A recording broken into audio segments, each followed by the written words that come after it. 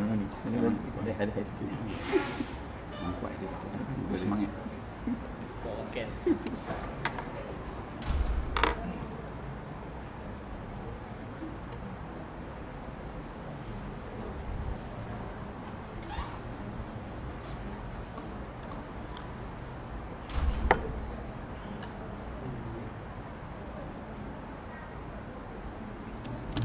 A'udzubillahi minasyaitonirrajim. Bismillahirrahmanirrahim. Assalamualaikum warahmatullahi taala wabarakatuh. Alhamdulillahirabbil alamin. Wassalatu wassalamu ala asyrafil anbiya'i wal mursalin wa ala alihi wa sahbihi ajma'in. Subhanaka la ilma lana illa ma 'allamtana innaka antal alimul hakim. Wala haula wala quwwata illa billahil aliyyil azim. Rabbi ishrah li sadri wa yassir li amri wahlul 'uqdatam min lisani yafqahu qawli. Allahumma 'allimni ma jahiltu wa zakkirni ma nasitu. Amma ba'd. Yang dikasihi tuan-tuan imam, tuan-tuan Bilal, tuan-tuan Siap, pengisi surau, ahli jawatan kuasa surau, para alim ulama, para asatizah, muslimin muslimat, hadirin hadirat yang dikasihi Allah sekalian. Alhamdulillah, syukur kita kepada Allah Subhanahu wa taala. Allah masih memberikan kepada kita kelapangan waktu. Allah masih memberikan kepada kita taufik dan hidayah untuk sama-sama kita hadir ke surau ini, solat maghrib berjemaah. Seterusnya kita diberi oleh Allah Subhanahu wa taala sedikit waktu untuk sama-sama duduk mendengar ayat-ayat Al-Quran, hadis-hadis Nabi sallallahu alaihi wasallam. Moga-moga pertemuan kita ini diberkati oleh Allah Subhanahu wa taala. Bersyukur kita pada malam ini berada di surau Baitur Rahman ini, yang mana kita berada di dalam salah satu taman daripada taman-taman syurga Allah Subhanahu wa taala. Allah Taala mengatakan, Nabi sallallahu alaihi wasallam menyebutkan bahawa majlis ilmu yang dibuat di rumah-rumah Allah, majlis zikir, merupakan taman daripada syurga Allah Subhanahu wa taala. Taman ni lah bahasa Melayu, bahasa Arab dia panggil Raudhah. Kalau tuan-tuan tak dapat pergi Madinah, tak dapat pergi buat umrah, jadi duduk malam ni pun lepas maghrib ni sebenarnya kita berada di Raudhah, taman daripada taman syurga Allah Subhanahu wa taala. Jadi kita tak dapat pergi Madinah, tak dapat masuk Raudhah Nabi. Yang kita berada sekarang ni pun dalam Raudhah juga, taman daripada taman syurga Allah. Dan Raudhah yang kita duduk malam ni dia tak berimpit-impit lah. Kalau tuan-tuan pergi buat umrah, kerja-kerja bersusun-susun, berlipat-lipat kan, berpijak-pijak nak masuk Raudhah. Tapi Raudhah yang kita malam ni lapang aja, boleh cari parking yang baik, tempat sandar yang baik kan. Jadi alhamdulillah amat selesa dibandingkan di Raudhah kita sini, lebih selesa pada Raudhah di Madinah Al-Munawwarah. Dari sudut keselesaan dia lah, tak berimpit-impit. Alhamdulillah. Tahniah kepada pihak surau hari ini dengan program yang diatur. Pagi ni ada program hiking, tengok memanjat Bukit Cermin. Masya Allah, hebat. An-Nasyad, dia kecergasan melahirkan generasi yang cergas, yang sihat dalam kalangan ahli qaryah di surau Baitur Rahman ini, sambil melihat kebesaran Allah Subhanahu wa taala. Allah Taala sebut dalam Al-Quran, wal jibala autada, dan Allah Subhanahu wa taala menciptakan al-jibal. Al-jibal ni bukit, gunung, sejenis dengannya. Allah Ta'ala mengatakan wal jibala autada, dan bukit, gunung, ganang Allah ciptakan autad, dia ni menjadi pasak kepada bumi. Wal jibala la autada. Jadi kalau pasak bumi ni, bila kita panjat bukit, gunung tu kita panjat, kita teringat ayat Allah Subhanahu wa taala bahawa yang sedang kita panjat itu adalah pasak kepada bumi. Kalau kita buat rumah,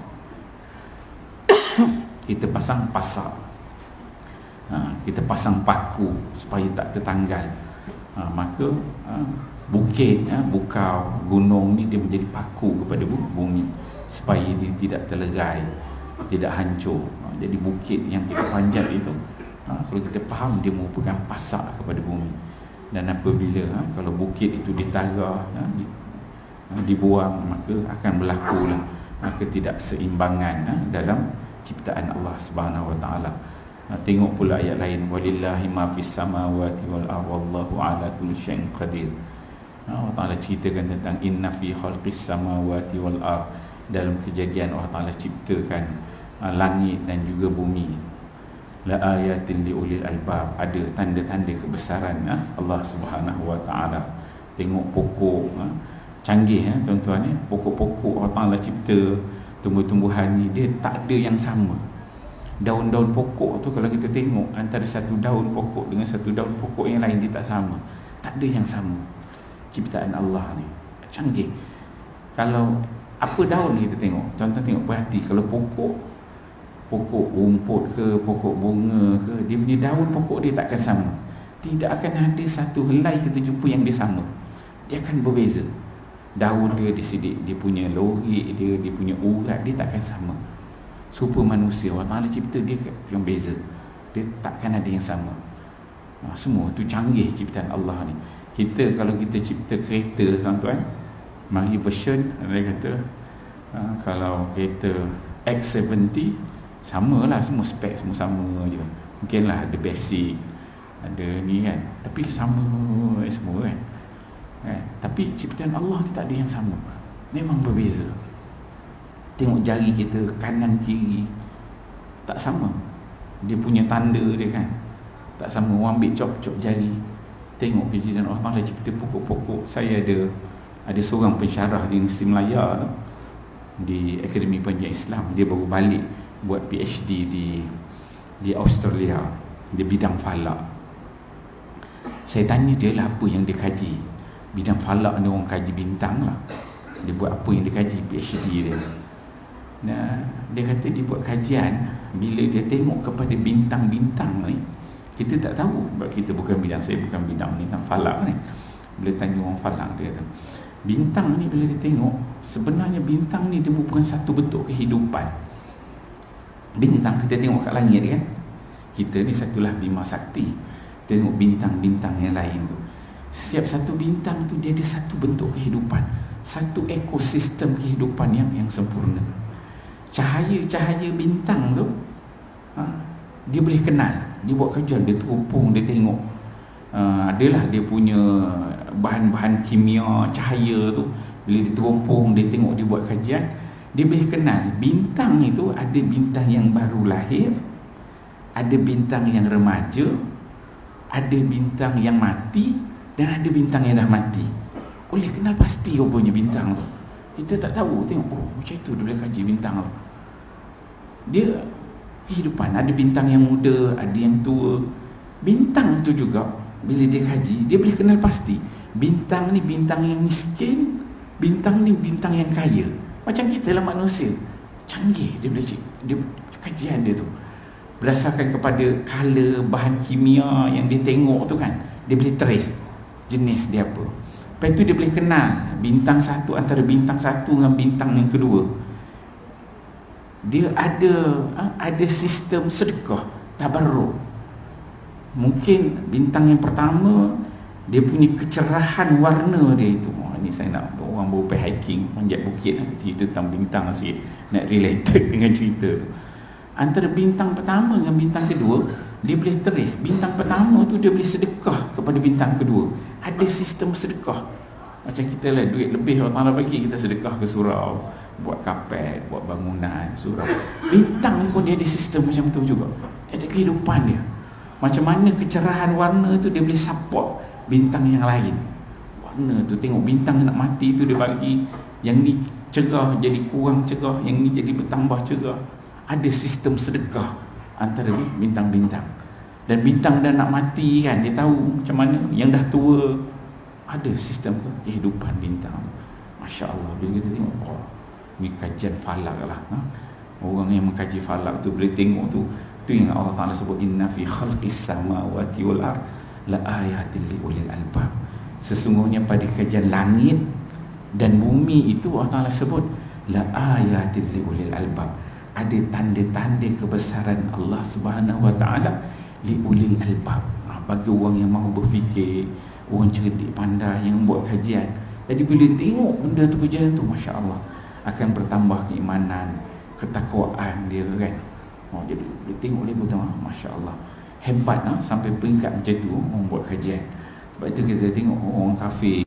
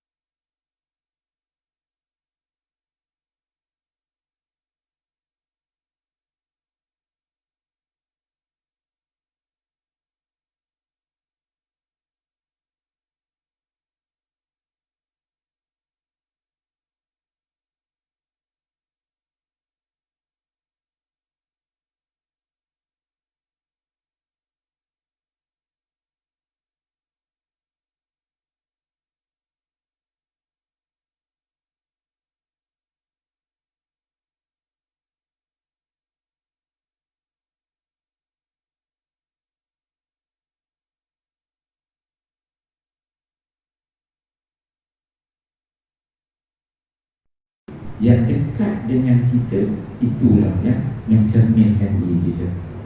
Kalau kita ni rapat dengan imam, maka kita ni jadi orang imam. Rapat dengan surau, kita surau, maka kita ni orang surau.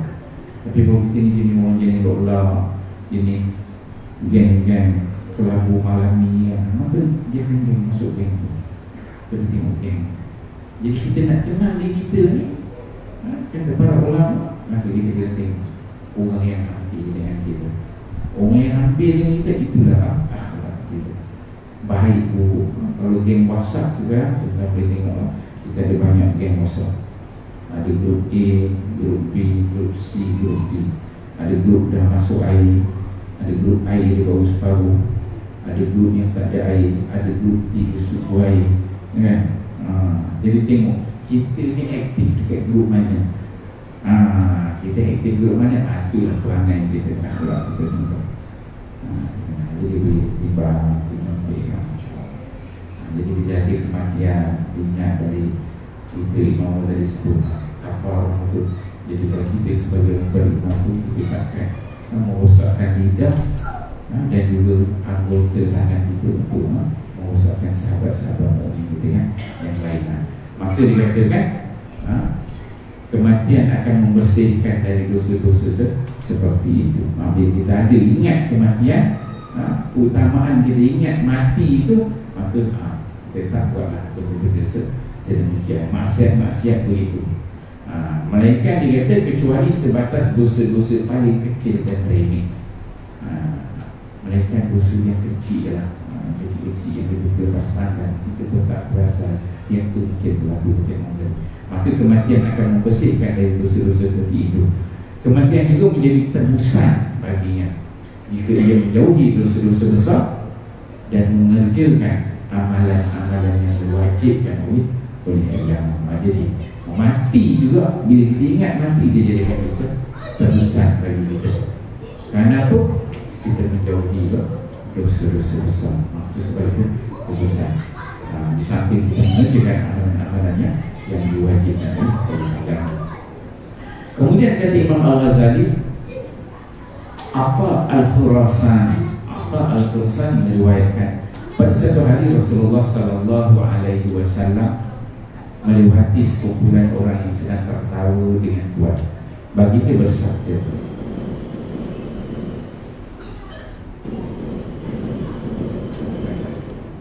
ini azan ni. Baginda sallallahu alaihi wasallam bersabda, selangilah majlis kamu dengan mengingati sesuatu yang dapat merosak kenikmatan. Ini riwayat Ibn Atta Al-Khurasani. Satu hari Nabi SAW dia lalu dekat sekumpulan orang yang sedang tertawa dengan kuat. Jadi Nabi bila jalan tengok orang seronok sangat, hidup dia gembira. Bukan kita ni kata salah nak berseronok, boleh nak berseronok. Tapi bila Nabi tengok ada dalam kalangan sahabat yang hidup dia seronok, buha-buha, seolah tak ada break, gembira je. Maka Nabi SAW dia nampak sahabat-sahabat yang mengikuti Nabi yang memberikan peringatan. Nabi menyebutkan, selangilah majlis kamu dengan mengingati sesuatu yang dapat merosak kenikmatan. Jadi tuan-tuan, kalau kita buat apa-apa majlis, kalau surau masjid ni tak tahu dia memang majlis baik-baik lah, tak adalah nampak-nampak. Tapi kalau misalnya kita ada majlis kat luar, ada pikat keluarga, dia pikat pejabat, di mana-mana pikat lah, pikat pengurusan kita. Setiap majlis yang kita buat tu pastikan majlis tentulah kita buat majlis yang meraihkan apa-apa, kerana nak naik pangkat ke, menang ke, dapat ribah ke, keuntungan yang besar. Pastikan setiap majlis-majlis yang kita buat tu ada slot yang kita masukkan untuk ini yang disebutkan oleh Nabi, merosak kenikmatan. Tak adalah kita cerita best saja semua kan, hebat, seronok je kan. Maka kita akan cerita kat itu, baru di sana semua memberikan rezeki daripada Allah Subhanahu Wa Taala. Allah boleh tarik dia masa mula seronok tu, dia akan turun kali masuk ini kena ada tuan-tuan mau susah, mau pakai susah. Itu yang mengurus apa program, pastikan dalam setiap program itu akan ada Selok-selok segini supaya hati kita itu dalam seronok kita dengan dunia, waktu yang sama kita ingat dengan akhirat, kita ingat dengan kematian. Kena ada selok-selok itu. Ini diajar oleh Nabi SAW. Dan kita bergembira, ketawa, seronok, kena ada perkara satu selok-selok ini kita masukkan untuk memutuskan kenikmatan supaya kita sentiasa berhati-hati. Kalau kita tengok orang yang tak berhati-hati lah yang biasanya dia akan jatuh pada lembah kerosakan. Tapi orang yang berjaya adalah orang yang sentiasa berhati-hati, yang dah pernah jatuh, bangun, jatuh, bangun. Tapi kalau orang tu dia begitu tak naik dia tak ada nak jatuh, dia akan hilang gangguan. Kalau kita tengok Azazil, sebab apa dia tak nak sujud dengan Adam AS? Kenapa? Sebab dia bangga dia rasa hebat, dia rasa dia power. Sebab dia naik dia tak biasa dia turun. Tapi bila mana Allah kata usjudu li Adam, sujudlah pada Adam, masa jatuh, maka malaikat semua sujud illa iblis. Malaikat iblis dengan sujud. Sebab apa? Bila dia seronok tu, dia rasa dia hebat, dia rasa dia atas, dia tak ada tu. Jadi dan kita mengurus sesuatu yang diajar, kena ada benda yang merosakkan kenikmatan. Bukan tak boleh dengan diri. Mereka pun bertanya, apa itu yang merosak kenikmatan? Baginda sallallahu alaihi wasallam menyebutkan ialah kematian. Sesuatu yang boleh mengingatkan kepada kematian, maka dia akan merosakkan kenikmatan. Dan kita semua bergembira, ketawa, ada slot yang kita masukkan, boleh kita ingatkan kepada kematiannya. Itu. Kemudian Anas berkata, Rasulullah sallallahu alaihi wasallam bersabda, "Aksiru min dzikril mauti fa innahu yumahisu dzunuba wa yuzhidu fid dunya." Kata Nabi sallallahu alaihi wasallam riwayat daripada Anas, sering-seringlah mengingat kematian, kerana sesungguhnya hal itu dapat menghapus dosa dan mengikis cita-cita terhadap dunia. Kata Nabi sallallahu alaihi wasallam, aksiru min dzikril mauti, sering-seringlah kita mengingat kematian, kerana sesungguhnya hal itu dapat menghapuskan dosa. Yang pertama, dia yumahisu dzunuba, dia menghapuskan dosa. Bila kita ingat kepada kematian ini, kita ingat dosa yang tak selesai lagi dengan orang ini, kita selesai utang itu, kita tipu orang itu. Jadi bila kita ingat kematian, tak jadi dapat dosa. Nak tipu orang tak jadi. Kenapa? Sebab kita takut dosa dengan Allah Subhanahu Wa Taala. Sebab itu yang kita bawa hubungan dengan Allah. Jadi ingat mati itu nak buat dosa tak kan? Sebab apa tadi kita beriman. Sebab kita yakin orang buat dosa ni, buat salah, dia hilang iman dia nanti. Tapi kalau seseorang tu dia yakin, kata pun satu hari mati, Allah Ta'ala akan hisab akhirat pula besok. Siapa berani buat tipu orang, nak curi, nak rompak, bunuh orang, rogol-rogol, tak berani. Tapi bila dia dah hilang pertimbangan, waktu tu dah cabut iman pada diri dia, yang tu dia buat benda-benda yang dia larang pada Allah. Maka kata Nabi, aksiru min dzikril maut. Jadi kita seringlah kita mengingatkan kematian, kerana hal itu dapat dia menghapuskan dosa. Yang pertama, kata Nabi. Yang kedua, wa yuzhidu fid dunya, dia mengikis cita-cita terhadap dunia. Bila kita ingat mati tu, nakkan kepada dunia tu, dia dah slow sikit, kena mengikis. Kalau kita macam nak lebih lagi, kita akan kurang sikit. Banyak aku hidup kat dunia juga, tak lama sangat. Kita kerja dunia ni sampai kuliah tak boleh pergi, semayang berjemaah tinggal. Islam dia suka orang kaya, general. Jangan salah faham. Zuhud kepada dunia ni, Nabi SAW dia suka sahabat-sahabat yang kaya. Islam kita perlu kaya, kita perlu kuat, kita perlu hebat, kita perlu cerdik, kita perlu pandai, barulah kita menguasai dunia. Kita nak orang yang kaya, orang yang hebat. Islam itu asasnya begitu. Tetapi jangan dengan dunia yang kita cari itu kekayaan, kesenangan itu menyebabkan kita tinggalkan yang akhirat. Sebab kita kerja dunia, sembahyang jemaah kita tak dapat. Oh sayang tuan. Kita cari duit dunia berjuta-juta kita boleh cari banyak, sembahyang jemaah kita tak boleh buat. Oh sayang. Dari dalam bahasa.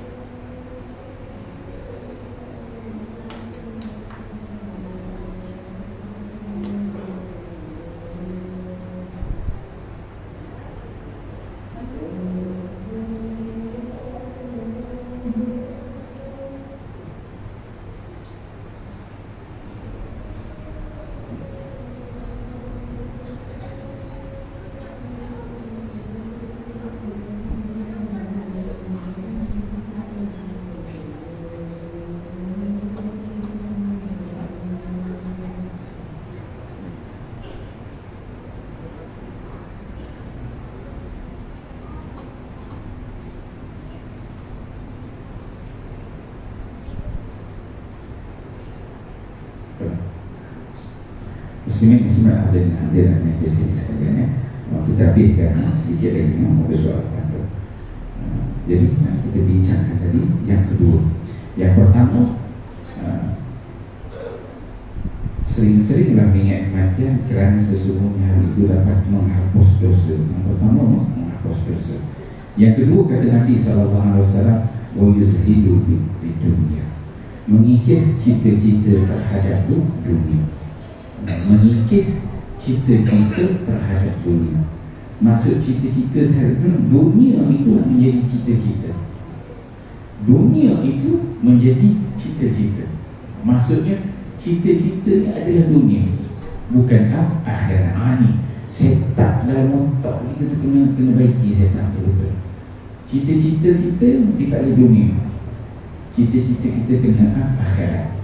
Dunia ni adalah jambatan untuk kita tu ke akhirat.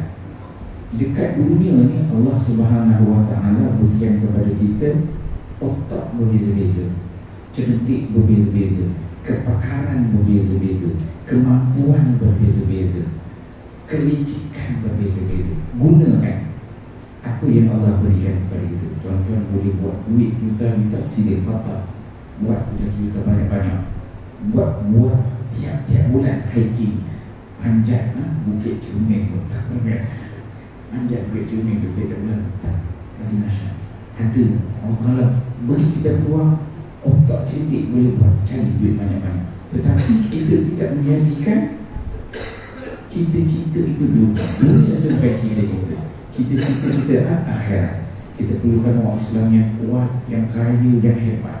Duit banyak, orang malas, ada peluang. Bukan semua orang cerdik, pandai, boleh belajar tinggi, boleh buat duit banyak, macam-macam invest, tak semua orang boleh. Orang Allah tak ciptakan semua orang itu. Ada orang yang ada kelebihan itu. Ada kelebihan pada kita buat. Jangan kalau kita sebut ayah ingat mati, itu salah faham. Ingat, dunia itu kita mendebut. Tetapi kita tidak menjadikan dunia itu cita-cita. Ini yang disebut mengikis cita-cita terhadap mencari untuk sebanyak mungkin. Tapi kita gunakan apa yang kita dapat itu untuk akhirat. Bekalan kita yang kita buat akhirat. Dalam ayat Quran ni biasa orang akan sebut fid dunya wal akhirah, fid dunya wal akhirah. Biasa kita dengar kan, fid dunya wal akhirah, fid dunya. Tapi ada satu tempat yang orang sebut wa billahi fi ma ataka Allahu ta'ala akhirah wa la tansibaka min dunya wa ahsin kama ahsana Allahu ilayk wa la tabghi fasada fil ardh innallaha la yuhibbul mufsidin. Dan Quran ni kita akan jumpa ayat orang sebut dunia akhirat, dunia akhirat, dunia akhirat. Itu partner sebutan dunia akhirat. Tapi ada tempat orang sebut akhirat dulu baru dunia. Apa konten dia? Konten yang orang sebut wabtaghi fima ataka Allahu ta'ala. Kamu rebut, cari apa yang Allah Subhanahu wa ta'ala sediakan untuk kamu. Wabtaghi fima ataka Allahu ta'ala. Kamu cari, rebut fima ataka Allahu ta'ala. Apa-apa yang Allah sediakan untuk kamu di akhirat kelak. Kita ni untuk kat dunia ni sebentar kita dapat, tapi akhirat ni dah macam-macam benda Allah sediakan untuk kita. Kita perasan tak sedap benda tu. Jadi bila waktu yang Allah kata rebut fima ataka Allahu ta'ala, yang ke akhirat tu punya banyak rezeki, kekayaan, kehebatan, keseronokan akhirat Allah sediakan untuk kita semua. Tapi kita tak perasan. Itu Allah sebut wabtaghi fima ataka Allahu ta'ala. Yang tu Allah sebut akhirat dulu. Allah tak sebut dunia. Akhirat dulu Allah sebut wabtaghi fima ataka Allahu ta'ala. Cari rebut yang akhirat. Kehidupan kita ini kita perlu cari yang akhirat. Dunia ni kita jadikan sebagai alat jambatan untuk kita cari rebut apa-apa yang Allah berikan, kelebihan, keenakan, keuntungan di akhirat. Itu yang kita kena faham. Kerana konsep itu kena jelas. Kita set dalam kepala kita. Jangan tergelincir. Kalau itu tak tergelincir, it's okay, cantik. Carilah duit banyak-banyak tu. Kita sentiasa menggunakan kelebihan yang Allah berikan kepada kita dan apa jua bidang kita untuk fima ataka Allahu ta'ala akhirat. Semuanya kita gunakan untuk kita dapatkan kelebihan yang akhirat. Cuma dalam ayat Allah sebut wala tansibaka minad dunya. Dah kamu cari akhirat tu kata Allah. Cari itu, cari itu buat untuk akhirat. Nama Allah kata wala tansibaka minad dunya. Janganlah kamu hisap, janganlah sampai kamu terlupa ada bahagian kamu itu untuk dunia. Dan tinggal dunia itu. Tapi yang orang itu cari yang akhirat. Wala tansibaka minad dunya. Jangan sampai kamu terlupa dekat dunia ni ada juga bahagian untuk kamu juga, kata Allah Subhanahu wa ta'ala. Tapi penekanan Allah itu adalah untuk cari yang akhirat. Jadi yang wajud hidup di dunia. So zahid yang kita dengan dunia, zuhud yang kita dengan dunia, kita mengikis cita-cita terhadap dunia. Bukan kita tak nak dunia, cuma kita bukan menjadikan dunia itu tujuan. Dunia itu kita jadikan sebagai dia punya landasan. Apa yang boleh kita kutip di dunia ni sebanyak mungkin untuk kita jadikan dia bekal tu ke akhirat. Pastikan kita dapat kumpul duit 10 juta, 20 juta, rumah 2 biji, 3 biji, 5 biji, ilmu yang ada pada kita, kepakaran yang ada pada kita, kehebatan yang ada pada kita, semuanya kita jadikan bekal kita untuk akhirat. Itu sepak kita tu dia tak. Itu baru kita berbuat. Pokok kalau lebih kita tak jadikan, kita jatuh pada dunia. So kita zuhud dengan dia, kita gunakan dia untuk akhirat. Okay, kita ambil satu lagi hadis yang terakhir tu, untuk musuh tu. Rasulullah SAW bersabda, kafar bil mauti mufarriqah. Kata Nabi SAW, cukuplah kematian itu sebagai pemisah. So mati ini sebagai pemisah di antara dunia dan juga akhirat.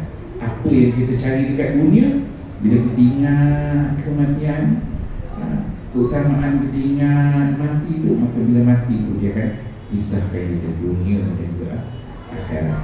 Bila kita ingat mati, ini banyak kata aku ni tak boleh bawa akhirat. Bila kita ingat mati, ini kenderaan yang banyak dia tak boleh bawa akhirat. Bila kita ingat dia mati, dia jadi pemisah di antara dunia dan juga akhirat. Ingat dia mati, banyak lagi dosa kita settle lagi ni. Perlu minta ampun, minta maaf, ada buat salah, silap, semua kita kira satu. Jadi yang disebut oleh Nabi, kafar bil mauti mufarriqah. Cukuplah dengan kita ingat ajakan kematian itu, dia akan menjadi pemisah di antara dunia dan juga akhirat. Jadi bila ingat aja mati, dia misahkan di antara orang baik dan juga pemisah. Al-Farqu pemisah. Dengan sebut dia kematian, dia misahkan di antara orang baik dan orang baik. Ingat aja mati, kita dah boleh beza. Tengok aja orang perangai macam ni, ni memang jadi tak ingat mati. Kita boleh beza. Tengok je orang macam ni dia kejar dunia, memang untuk dunia, cita-citanya dunia. Kita nampak, ni kita tak boleh ingat mati. Bukan kita tak nak dunia, kita pastikan pemahaman kita dunia tu zahid kita daripada dunia tu jangan kita bagi kita berhenti ke dunia tahu. Kita sambung pengajaran kita daripada boleh harapkan pada waktu surat 9 insyaAllah. Auzubillah minasyaitanir rajim. Bismillahirrahmanirrahim. Alhamdulillahirabbil alamin. Wassalatu wassalamu ala asyrofil anbiya'i wal mursalin wa ala alihi washabbihi ajma'in. Allahumma ja'alna min hadza jam'an ma'rufan wa la taj'alna lahu ma'fiyan syaqiyyan wa la matruha wa la mahruma bi rahmatika ya arhamar rahimin. Rabbana atina fid dunya hasanah wa fil akhirati hasanah wa qina adzabannar. Sallallahu alaihi wasallam Muhammad wa ala alihi wasallam. Walhamdulillahi rabbil alamin.